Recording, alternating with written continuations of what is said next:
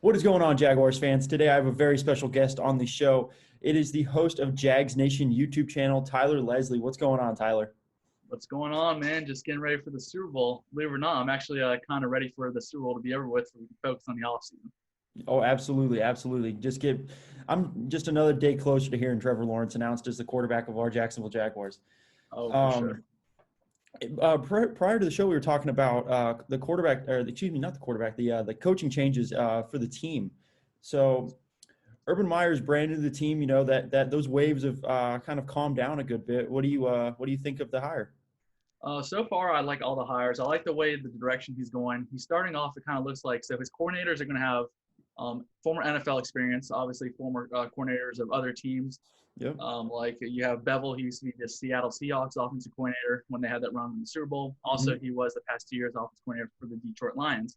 Yes. And obviously, fans would be like, "Oh, he sucked." He passed the ball at the one instead of running with Marshawn Lynch. But Mhm. you know they should have. But that is you could have, would have, should have. But they still got the Exactly. Super Yeah. Bowl. They also won with him as well as OC, I believe. Now for the Detroit Lions, like I said, he was there those 2 years, but Matthew Stafford is very high on him. So is Marvin Jones. So is Galladay. All these receivers are high on him, and that's kind of the one main reason that Matthew Stafford wanted to get out was because they were going a different direction, and he definitely wanted him as his OC still. I definitely agree with that. It seems like um, everyone's had great things to say out of everyone that's come here. They've said they're great people.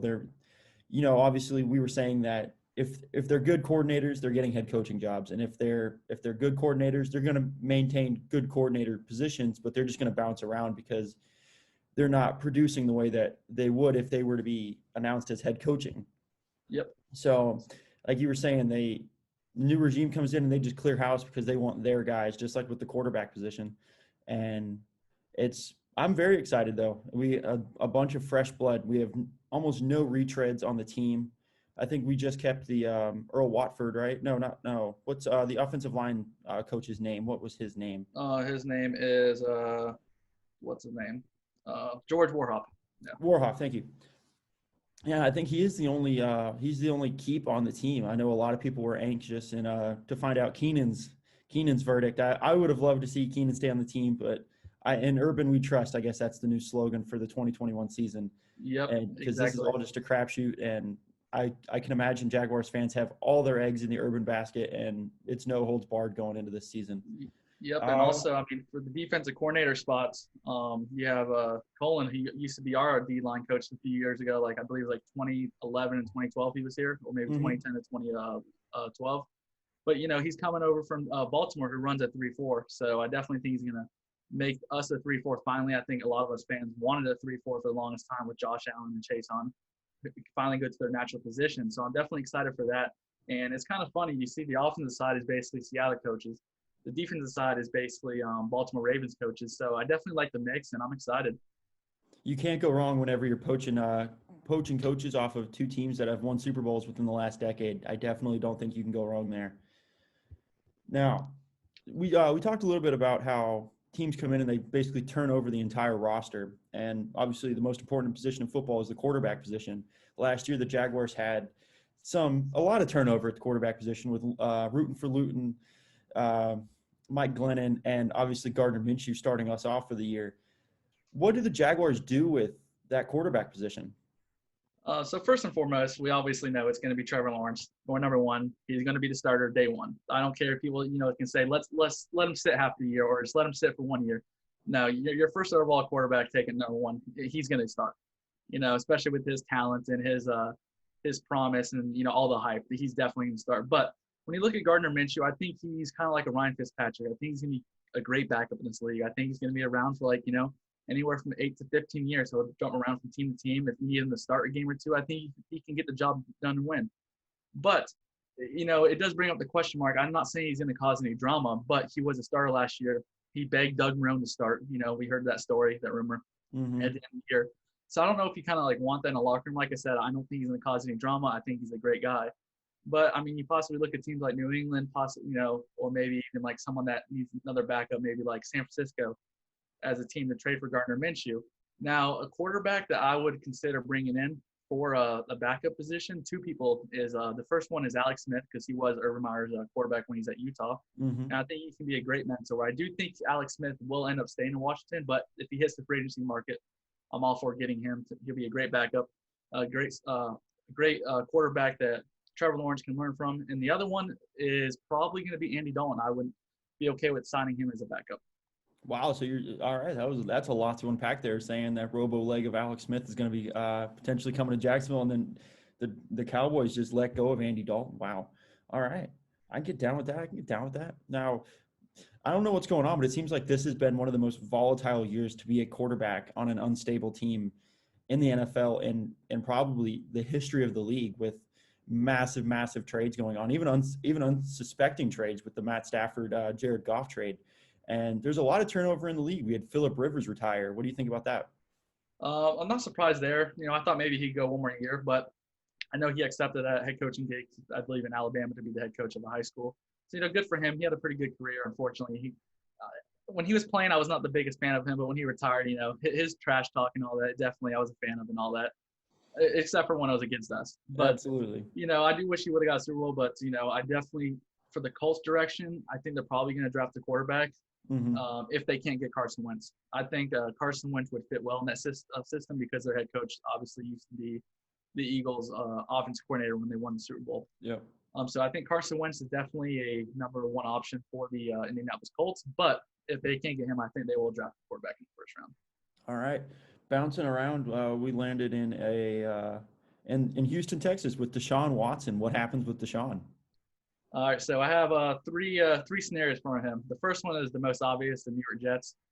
People are going to be like, why are you going to the New York Jets? They are, a bad team, bad organization, but they have the most to give up, obviously. They have multiple first-round picks. They have the most cap space. They can afford them. And I think Deshaun, I think you kind of would want to be in New York. It's New York City, obviously, Trevor Lawrence, I can see not want to be in New York City in the sense he's kind of a country boy. He likes the beach and all that. Deshaun Watson definitely seems like he likes that spotlight, so definitely New York City. So the Jets are number one. The second team would be the Miami Dolphins. Obviously, the Miami Dolphins have their the Texans number 3 overall pick. So basically, it's like they're getting back all their picks that they traded away from Larry Tunsil. And so in that trade, if he did get traded to Miami, obviously I think it would be like 3 first-round picks and 2 to the Texans. Wow. So that's the second option I can see going to. Now, the third one, I guess, is kind of a sleeper, would be the San Francisco 49ers. Mm-hmm. So, yeah. All right. Well, the Titans, everyone's favorite rival, the Titans, they just recently lost their offensive coordinator, Arthur Smith, to the Falcons, which many people are saying was the reason that Ryan Tannehill was having the success he was having, because he fit so well within Arthur Smith's system. How do you think that Ryan Tannehill performs in a new system underneath the Titans' new offensive coordinator? I think it all depends on how they use Derrick Henry, because Derrick Henry is going to open up Ryan Tannehill. What I mean by that, he's going to open up the play action. People are going to stack the box to stop Derrick Henry. Everyone does. Most teams are very unsuccessful at doing that. But, you've seen the Baltimore Ravens did that, and Ryan Tannehill kind of struggled in that playoff wildcard game against the Baltimore Ravens, which they lost. So if you can stop Derrick Henry, Ryan Tannehill probably won't be throwing 38 touchdowns and like 8 interceptions. Probably more like 23 and like 10, something like that. I do think he's very underrated, but I don't think he is good or as a hype puts him out to be. Losing the offensive coordinator Arthur Smith, I think, is huge because he had that relationship with Ryan Tannehill, Derrick Henry, and AJ Brown. AJ Brown speaks so highly of him. Talked about how he made him a great wide receiver. So definitely see how that Titans offense is now with the new offensive coordinator. And what's funny about the Titans fans are kind of pissed that they didn't go out and get someone. They promoted everyone from within. I believe their tight end coach is now their offensive coordinator, which, a lot of I've been reading, it seems like some Titans fans are not too happy about it. And their defensive coordinator, is basically got promoted as well. So we'll see how that goes. It seems like Mike Vrabel could potentially be on the hot seat this year if they don't do good. Big, bold predictions. Mike Vrabel potentially out in Tennessee at the end of the 20. Hopefully, we absolutely go into Nashville and break this terrible, god-awful curse of losing in Nashville, and hopefully we can really jostle up the AFC South. The Jaguars have a lot of old draft picks that are coming up on new contracts. They've drafted really high, and most of them just didn't pan out. They were rookies for the 2017 season. They really got that taste of glory, and then they fell off like the Jaguars did. Really, they just fell off the whole wagon. Left tackle Cam Robinson really had a promising rookie year, and then 3 weeks into his sophomore year, he ended up tearing his ACL and just really hasn't looked the same since. What do you think the team does with Cam Robinson? So this is it's a very difficult decision, I think. I think you have three scenarios. The first one is to re-sign Cam Robinson. I think he won't be too much, but he won't be top left tackle money, but he will be more than $10 million. Probably, I would say maybe around 12 or something like that. But you know what you have in him. He'll have his good games, he'll have his bad games. And I will say he definitely improved this year than last year. I will say that. I don't think he was good as his rookie year, in my opinion. No. He has always been decent with the run and the running game. But pass protection, he's been on and off, a few games good, a few games bad. The other option is going out and possibly getting someone like Trent Williams from the San Francisco 49ers, who I am, very high on. I know he's going to be expensive, but he is arguably one of the best left tackles in the league. He's a mauler. He will protect Trevor Lawrence. He makes sure Trevor Lawrence won't even get a finger on him. Mm-hmm. That's the type of left tackle he is. So I'm all about, going to sign him for like a 3 or 4 year deal. The other option is drafting someone at the number 25 overall pick. There are a few good rookies. I believe there's one from Notre Dame, one from Texas. So you have a bunch of options for left tackle. Now, surprise option I would actually be open to, or scenario I would be open to, is trading he's right now a right tackle, is Orlando Brown from the Baltimore Ravens. He came out and tweeted saying that he is a left tackle. He's not a right tackle. And he has 1 year left on his deal left, I believe. And they can't afford him. So next year he'll be in the free agent market. So I'll be all for trading for him and then locking him down. Oh, all right. I can get down with that. I've actually not heard that Orlando Brown that lead yet. So I'm very excited to see what we already have half the Baltimore Ravens coaching staff. Why not just bring in bring in their tackle? Excuse me. Oh, bring everyone in. Why not? Everyone. We'll make Lamar a wide receiver. We'll be so fast. Yep. Speaking of wide receivers, we have a lot of wide receivers that are expected. There's a lot of expected turnover at that wide receiver position, starting with Keelan Cole. He's undrafted free agent. This team has, for whatever reason, uncanny luck with finding really good undrafted free agents. And he's also coming up on his contract. Last year, the team hit him with the second round tender. What do you think they do with him this year? With the new coaching staff, I'm a little skeptical. I would like to keep Cole on the team. I don't think he's going to be very expensive. I think he's probably going to be like, anywhere from $4 to $6 million a year, which for your third or fourth receiver, that is very good in my opinion, especially someone that you can trust, who will probably have anywhere from 600, 800 yards a year. And he's very durable. He doesn't get injured that much. He can play special teams, kick and punt return. And he's, now considered a pretty good veteran in the league. I think 2017 was rookie year. So he's been in the league for a while. He has pretty good hands for the most part. 2017 had a good year. 2018 kind of went downhill. 2019, was still downhill. 2020 is when he kind of picked it right back up from his rookie year. So like I said, I'm all about re-signing him, but I think there are other wide receivers out there that I would go after in free agency or potentially draft. So like I said, I am all for it, but it depends at what price. And also I want to point out that he did say he would like to stay a Jaguar. He doesn't want to be one of those dirty birds. Yeah. Now, D.D. Westbrook is somebody that is a lot of Jaguars fans love him, and a lot of Jaguars fans don't really have an opinion on him. He's just a whatever role player to them. What do you think about D.D. Westbrook? I like D.D. as a person. He did good things for 2018. Obviously, even though we weren't very good, he showed promise on special teams. Going into 2019 season, it seemed like that was going to be Nick Foles' number one option. Unfortunately, Nick Foles got hurt. Gardner Minshew's number one option became DJ Chark, and D.D. became irrelevant, basically. Mm-hmm. And he basically got beat out in training camp. He was either the 6th wide receiver or 7th wide receiver. He was inactive on most games except for 3 or 4. Unfortunately, got hurt against that Chargers game earlier in the year, and he was out for the season. So, unfortunately, he will not be on this team next year. They're just going to let him walk in free agency. No need to keep him. I can get down with that. There's a lot of good wide receivers on this team, and I do not think that D.D. Westbrook is going to find his happy home in Jacksonville anymore. There's going to be a team out there that is desperate for a wide receiver, and I think D.D.'s going to definitely find a nice happy home. Maybe, who knows? Maybe he goes up and joins Allen Lazard with Green Bay, since they don't. I was about to say the same thing. Wide receivers. Yeah. All right. So obviously, we've talked a little draft with quarterback Trevor Lawrence. But the Jaguars also have a second first-round pick at the number 25 spot. Thank you, Jalen Ramsey.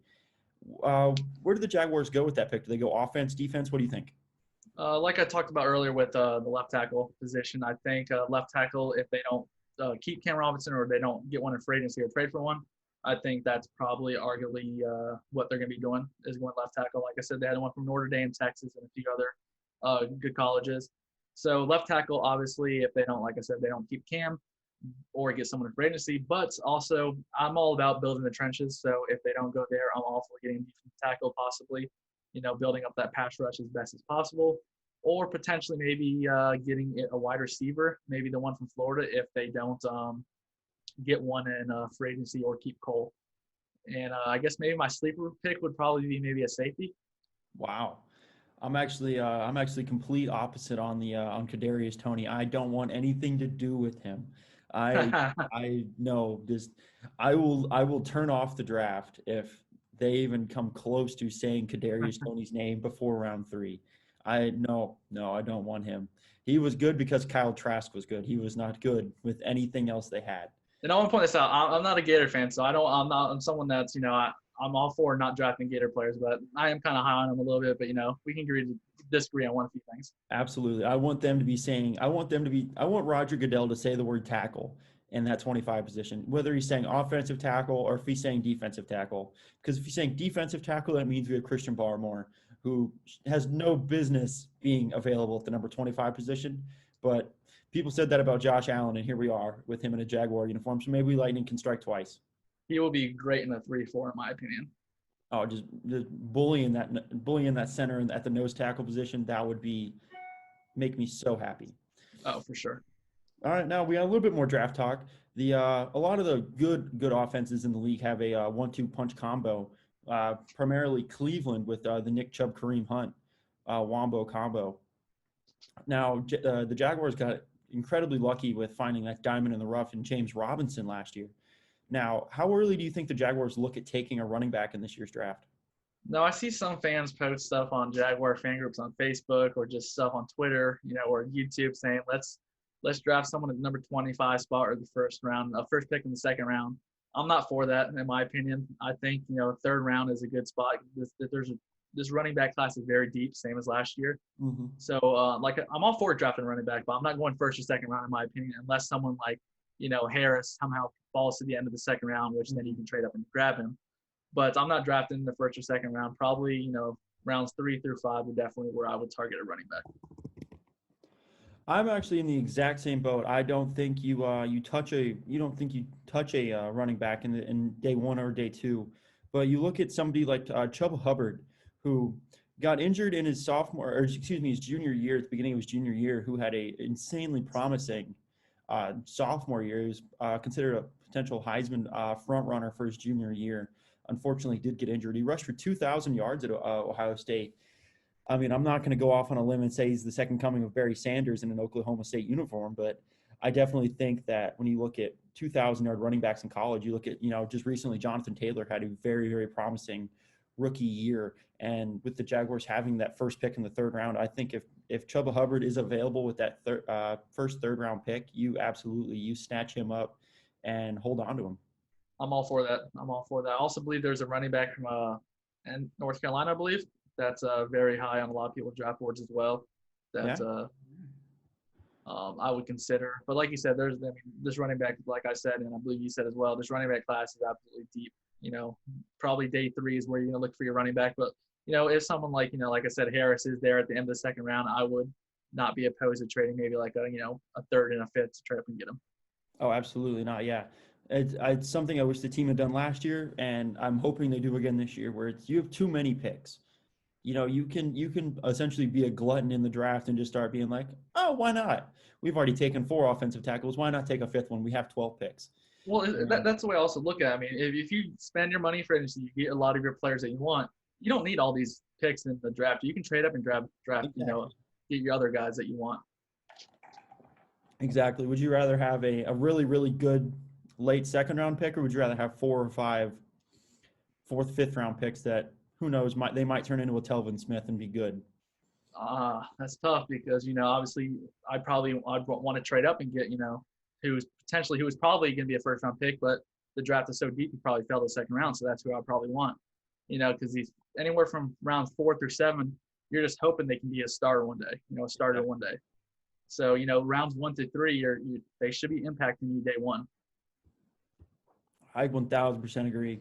Go up, and I'm not on the approach of mortgage the farm to get an extra first round pick by taking 3 through 7, everything, just throwing it at some team for a top 15 first round pick. But I definitely think that you can be oversaturated with those late round picks and almost become bogged down with just picks of Tanner Lee and, I'm going to say Alan Lazard, but that's because that's just the first one that came into my head. But yeah, those caliber players. All right. Well, we've done some draft talk. Now let's do some free agency talk.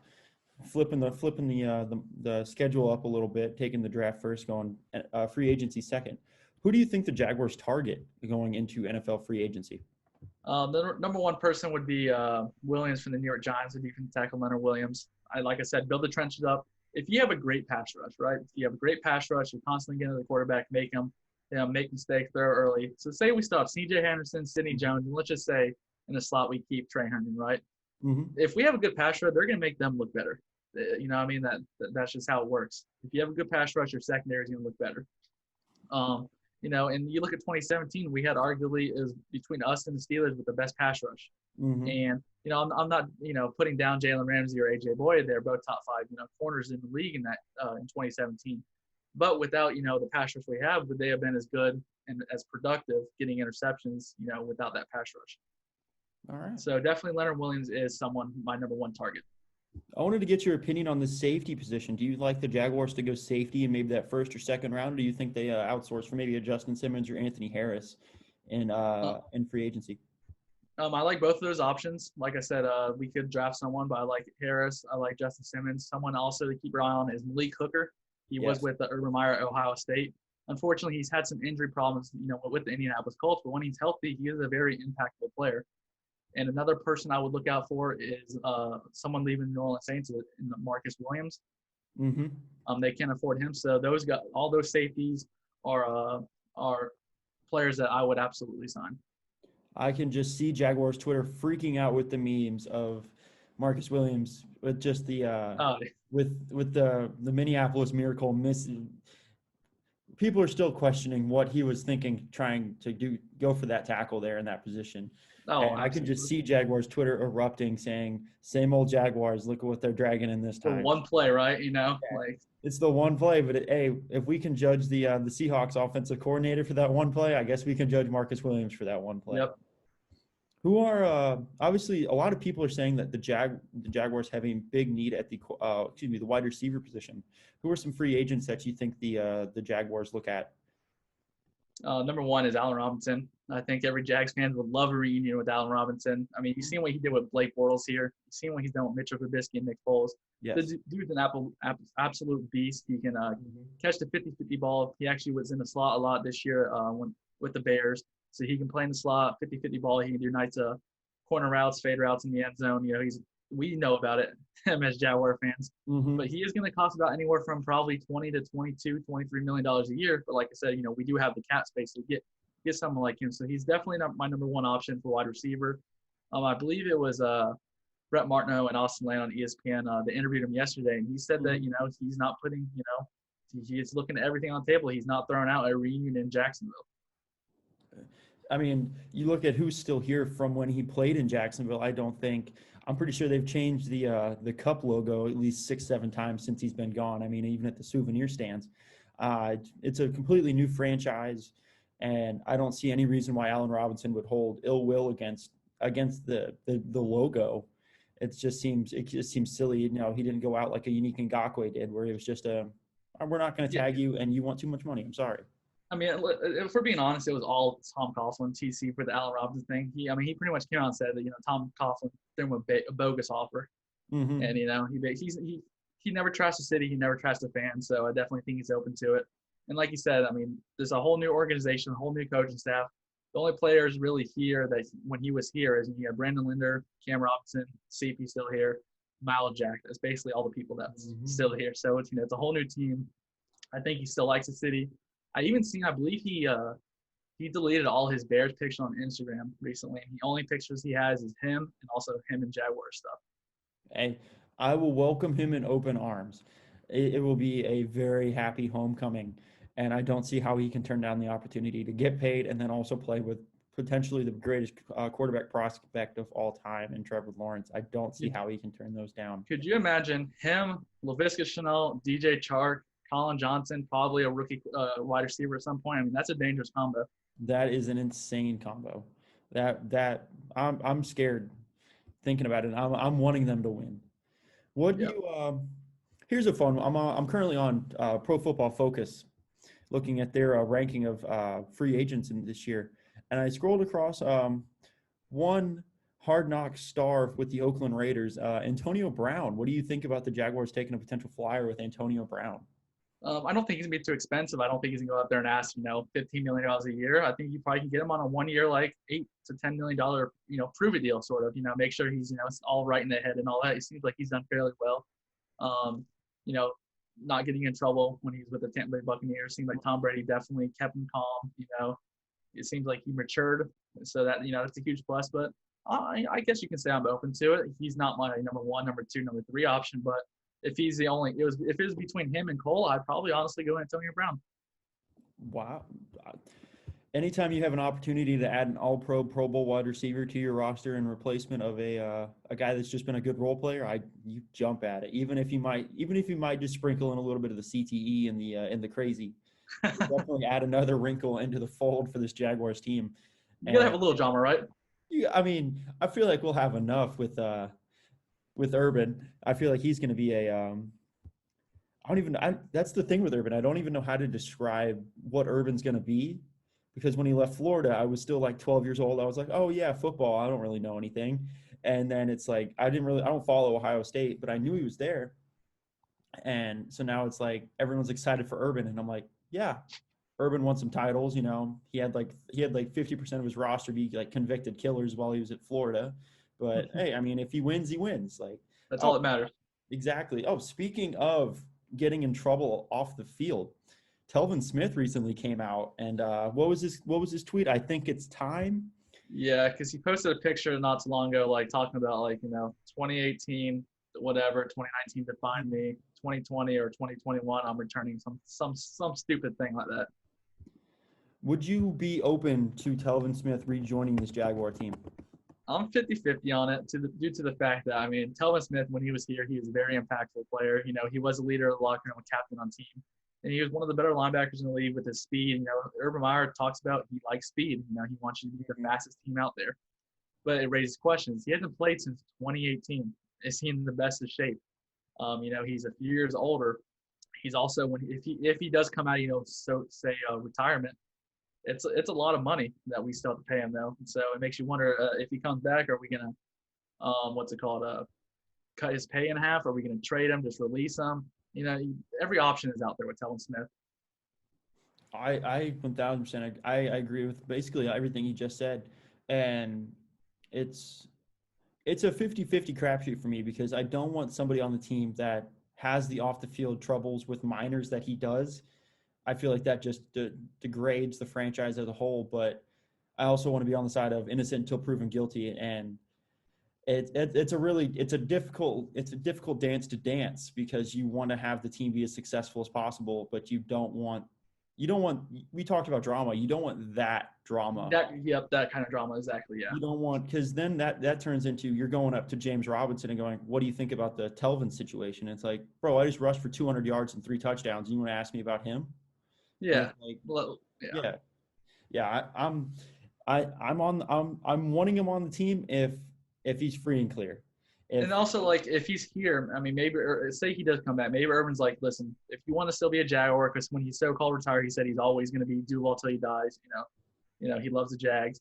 Then if Urban says you can be on the team, but instead of paying you $10 million this year, you're going to get $2 million, and you're going to be a backup. You're going to be on the team. You're going to get that nice paycheck, but you're not going to see the field as much, and you've got some repenting to do, I would say. And then also the main point I want to also bring up with Telvin Smith is that if we're a 3-4, he doesn't really fit a 3-4 in my opinion. Mm-hmm. You know what I mean? Your linebacker, 2 inside linebackers, Miles Jack and Joe Schobert. And then you have Josh Allen, Chase on. That's your linebackers in 3-4. What's Yep. Telvin's gonna what? He gonna play safety now? I mean, if he lost, I mean, he's skinny as it is. If he lost more weight, sure, I guess. I mean, you could look at him potentially as in a 3-4, maybe like an Isaiah Simmons out in Arizona. Yeah, yeah. That would be like the only real comparison that I could see for a player of like his build, where he's just the tall Someone that's one. only a third down player or something like that. Exactly. I mean, who knows? Maybe we could do like a hybrid 3-4-4-3 combo where you bring in a somebody like a Telvin Smith build, and you can. I mean, I can only imagine how difficult that would be to coach. Where it's like, all right, we're in a 3-4 now. Oh, back to a 4-3. Yeah, absolutely. That would be very difficult. But I think, if anyone can get done, definitely Urban Meyer. Oh, absolutely. I have full confidence in Urban to be able to get that job done. But that about wraps it up for today. Tyler, why don't you tell the fans where they can find you on socials? So you can find me on social media on Twitter, which I will, I'm pretty sure he will put down in the description. Mm-hmm. As well, my YouTube channel is the Jags Nation. You can just call me Jags Nation or Tyler. But yep, I'm pretty sure he'll put the links down for both of those. Awesome. Absolutely. Will do. It's been awesome having you. I've enjoyed talking Jags football. Stay safe and go Jaguars. Go Jaguars.